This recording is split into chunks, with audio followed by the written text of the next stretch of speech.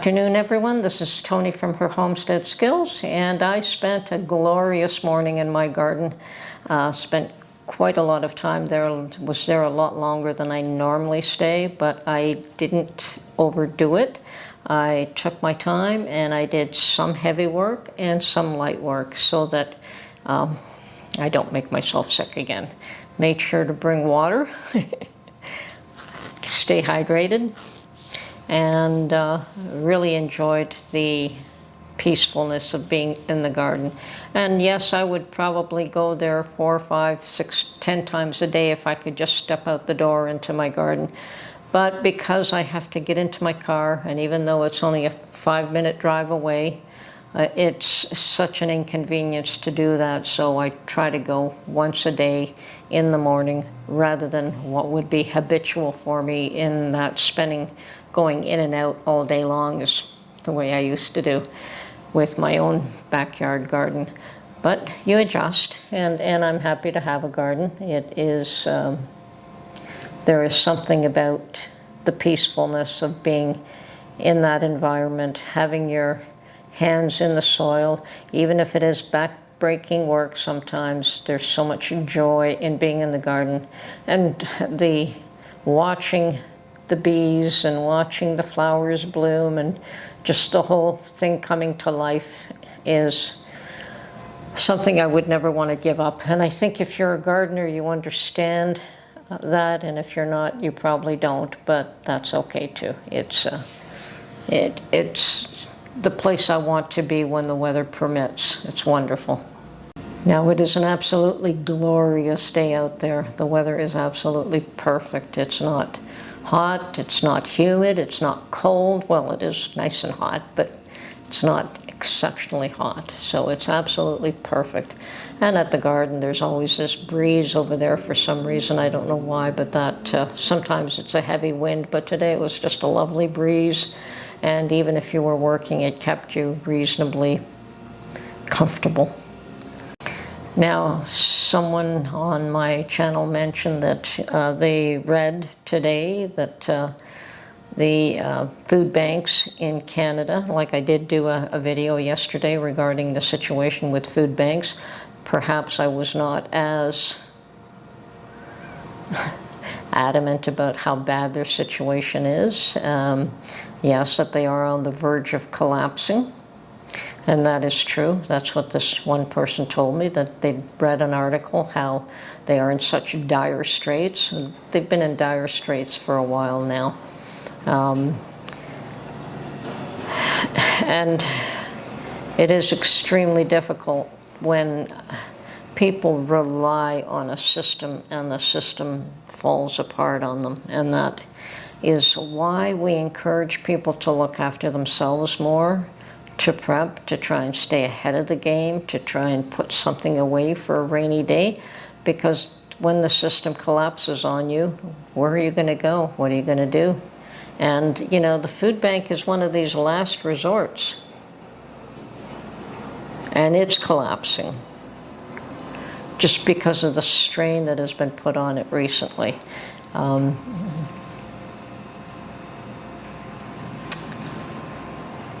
What these people are going to do when these food banks close is anybody's guess. I have no idea. Although I sometimes understand that people have to fall as low as they can before they pick themselves up and move on to greater heights. But some aren't capable of picking themselves up, and that's the tragedy. Those that can suffer setbacks and learn from them, well, that's what it's all about. That's what it's supposed to be about, but not everyone can. So some don't learn. They just become bitter and angry and hateful and resentful. And that's a shame, because that's, you know, I can remember times where I was bitter and resentful too and angry, but you have to get past that as well and learn from an experience and move forward and let go of all the troubles and tribulations that you go through. You can't carry them with you all your life. So Fortunately for me, I have a roof over my head. I have enough food. I have food put away that may not be the most enjoyable meals, but I have enough that probably I can survive scrounging this and that together should anything happen. Now, of course, all the dried goods are pretty easy to put away. Things like your flour and your sugar and your cornmeal and salt and beans, all your dry goods, they're pretty easy to put away, and really a person could just pick up a bag of this or a small bag of that and just one can of this, one can of that, and every week, or a couple of them every week, and just put them away. And before you know it, you have a substantial amount put away. And I've always had an adequate amount of dry goods put away, and as well as things that I can up myself. I have a very good pantry full of home canned foods, and we'll be adding to that, of course, this year as well. But where I guess my shortfall always was in things like the eggs, because I don't have chickens, and milk because I don't have cows. And these are staples that you really want to be able to have, but they are they're not shelf stable as they are. So I have been blessed in that I now have a freeze dryer, and I think one of the major tasks ahead of me is to put away a lot of eggs and milk. So I know that I can freeze dry whole milk successfully, and the eggs as well. And those are things that I absolutely want to be able to have an abundance of should there be an issue, should there be a shortfall. Now, eggs have also gone up in price. Eggs in Canada were always priced a little bit high, not like in the US. I was actually shocked when I found out, well, not anymore, but when I was down there a while back, and you could buy eggs for $1. And of course, that's not the case anymore. A dozen eggs for $1, $1.10, or whatever the case was. And yeah, that price was just unbelievable for me, because we paid 3-4 times as much. So I don't really expect food prices to go down, and every time they talk about inflation numbers and they're trying to get inflation under control, they certainly don't include food and energy in those numbers. And that is what hits most individuals in their pocketbook, is not the extraneous stuff that others count. Okay, yes, definitely housing is killing us all. The housing market just is outrageous, and there are other reasons for that. Mostly that there's such an influx of people in North America lately that there just isn't the accommodations for these people. I don't know where they lived before that. I mean, did they have their own houses, and what happened to their own assets? They don't bring anything with them? They expect to be looked after? I don't understand that mentality. I know that when, my parents were immigrants as well, and they had to have a place to live, and they had to have, people sponsor them, obviously, if you're going to have a place to live, and you had to have a job. My father had to have a job waiting for him when he came, and it really didn't matter what kind of a job, as long as he had a job so he could look after his own. And yes, we stayed with my uncle the first year. So, yeah, it's not the way things are done these days. And certainly the government didn't look after us, didn't pay for our way. We had to pay for our own way. I have nothing against immigrants coming over. I myself was an immigrant, although I have to admit there were many times I was really sorry that I was brought to this country. I've adapted, I've adjusted, but I almost think I would have preferred to have stayed in Italy. But God has his own reasons for what he does. Anyway, it takes a number of generations for people to adapt to a new environment, and that is one of the difficult things for new immigrants. As much as the people that are here objecting to how newcomers